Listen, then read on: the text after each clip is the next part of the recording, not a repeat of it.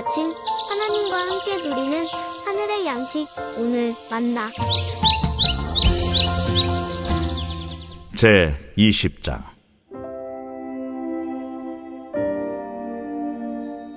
하나님이 이 모든 말씀으로 말씀하여 이르시되, 나는 너를 애굽 땅 종되었던 집에서 인도하여 낸 네 하나님 여호와니라. 너는 나 외에는 다른 신들을 내게 두지 말라.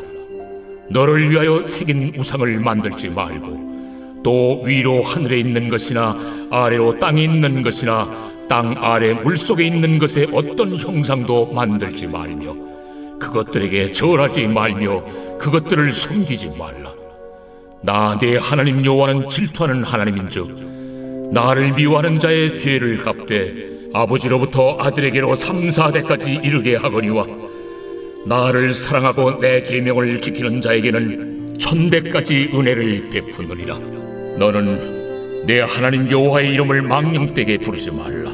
여호와는 그의 이름을 망령되게 부르는 자를 죄 없다 하지 아니하리라. 안식일을 기억하여 거룩하게 지키라. 엿새 동안은 힘써 내 모든 일을 행할 것이나 7째 날은 내 하나님 여호와의 안식일인즉 너나 내 아들이나 내 딸이나 내 남종이나 내 여종이나 내 가축이나 내 문 안에 머무는 객이라도 아무 일도 하지 말라.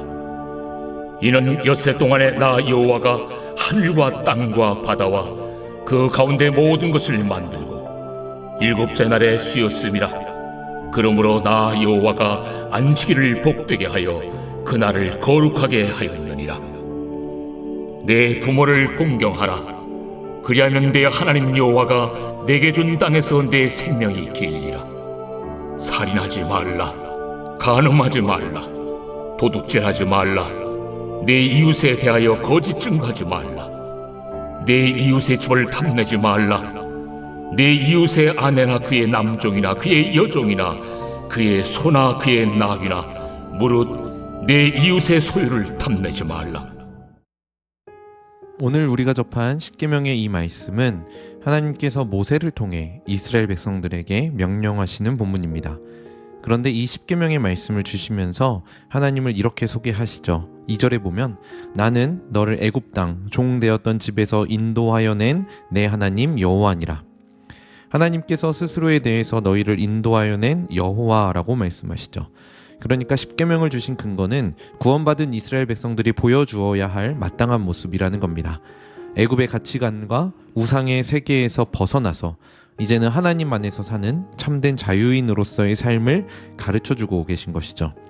그래서 이러한 율법들은 우리를 올가매는 짐이 아니라 참 자유의 통로가 되는 것입니다.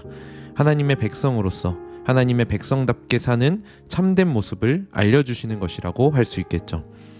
이러한 관점에서 십계명을 보면 더욱 은혜가 됩니다. 먼저 하나님께서는 3절에 너는 나 외에는 다른 신들을 내게 두지 말라 라고 말씀하셨죠. 원래 이스라엘 백성들이 어디 있었나요? 애굽에 있었죠. 애굽의 신들을 섬기는 그 자리에 있었습니다. 그런데 이제는 하나님 외에는 다른 신이 없다라고 말씀하시는 겁니다. 애굽의 가치관을 버리고 새로운 정체성으로 새로운 가치관의 삶을 살아야 한다라고 말씀하시는 것이죠. 또한 애굽은 우상의 형상이 가득한 곳이었습니다. 그런데 하나님은 그런 형상에 매여 계시는 분이 아니시죠. 그래서 4절에 새긴 우상을 만들지 말라라고 말씀하셨습니다. 당연히 그 우상 앞에 절해서도 안 되고 그를 섬겨서도 안 되는 거죠. 이것이 하나님을 사랑하는 방법이고 구원받은 백성들이 하나님 앞에 마땅히 보여주어야 할 모습이라고 할 수 있습니다. 그리고 8절에 보면 네 번째 계명에 대해 이렇게 소개합니다. 안식일을 기억하여 거룩하게 지키라. 이스라엘 백성들은 애굽에서 노예로 살았기 때문에 안식일은 물론이고 항상 일해야 했을 것입니다.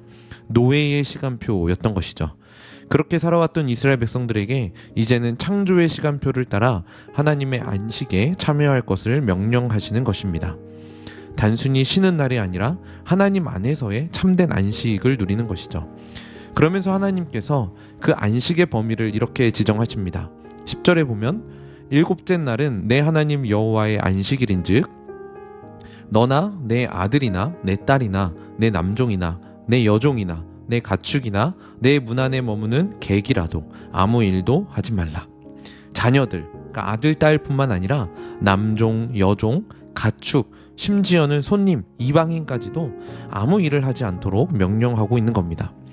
이렇게 범위를 확장하시는 건 구원의 감격을 함께 나누라는 하나님의 깊은 뜻이 포함되어 있을 것입니다.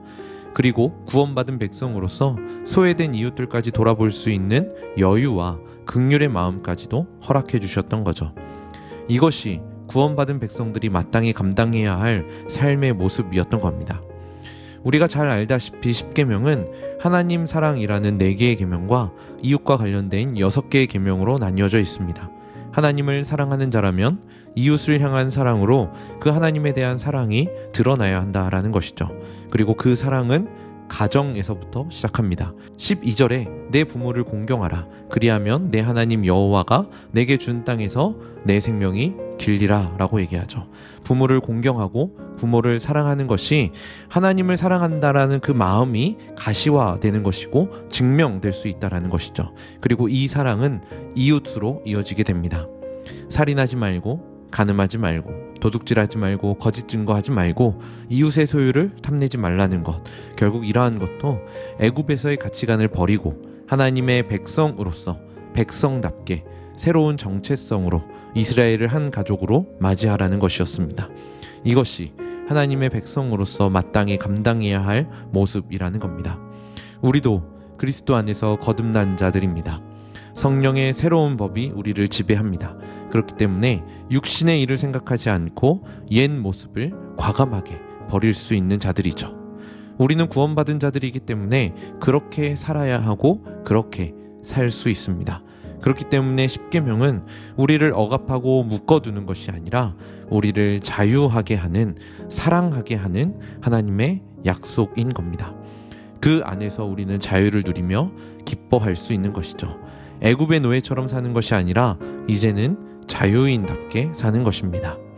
오늘 이 십계명의 말씀이 얼마나 큰 하나님의 약속이 담겨 있는지 다시금 기억하시고 우리의 삶을 통해서 그 하나님이 허락하신 자유와 기쁨이 넘쳐나는 삶이 되시길 소망합니다.